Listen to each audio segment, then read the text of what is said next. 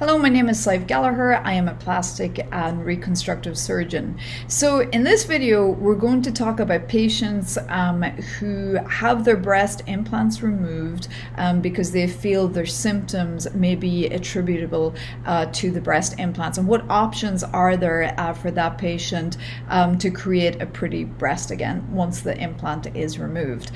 So if you think about it, once those implants are removed, obviously the breasts are going to be very deflated, and what we do know that is they may be even smaller than what you had before the surgery. We know that just by the fact that the breast implant is there, and particularly larger implants, some of your own natural breast tissue may shrink. So if you start out at a B cup before your implants and then you have your implant removed, you may not be a B cup afterwards, and oftentimes that skin will be stretched out and you'll have a little bit too much skin. So first of all, you can just do nothing. So have the breast implant removed, and this may be the unblock technique of doing it, where you're taking out that capsule as well at the same time, or just simply removing the breast implant. There's no evidence particularly behind doing it one way or the other.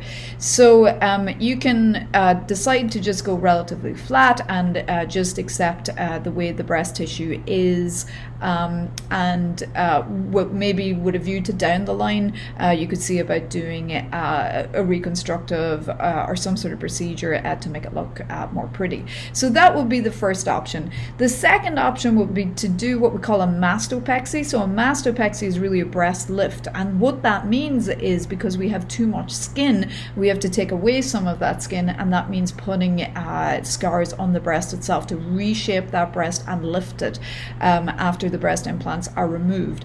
So it totally depends on how much loose tissue there is or how much extra skin there is, where the incisions have to go, and that would be a decision that you would make with your individual plastic surgeon.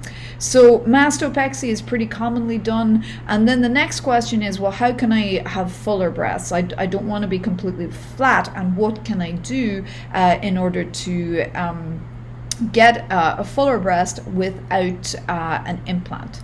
So it is possible to use your own tissue, and we do this a lot for our breast reconstructive patients. This is a big part of my practice, and so what that involves is perhaps using tissue from your belly, or back muscle has been described. So there's various different ways of doing that, but those surgeries tend to be pretty expensive, particularly when we're talking about the free flaps, where the tissue is removed completely from your body and reattached again. So oftentimes that's out of the reach of a patient who's paying for this out of pocket. So a more common thing that would be done will be what we call fat grafting. So fat grafting is when we liposuction out some of the patient's own fat from wherever it's extra, wherever they don't want it, and we process it and re-inject it back into the breasts in order to provide that volume. A certain percentage of that fat, between 50 and 80% of that fat usually, will stay behind once it's injected into the breast tissue. You can only put in a certain amount at a time depending on how much space there is, so therefore oftentimes patients may have to get what we call serial fat grafting, or more than one session of fat grafting, so liposuction and injecting into the breast. This can, of course, the mastopexy and the fat grafting can be done obviously at the same time that the breast implants are removed, but obviously the longer we're in the OR, the more expensive that's going to be.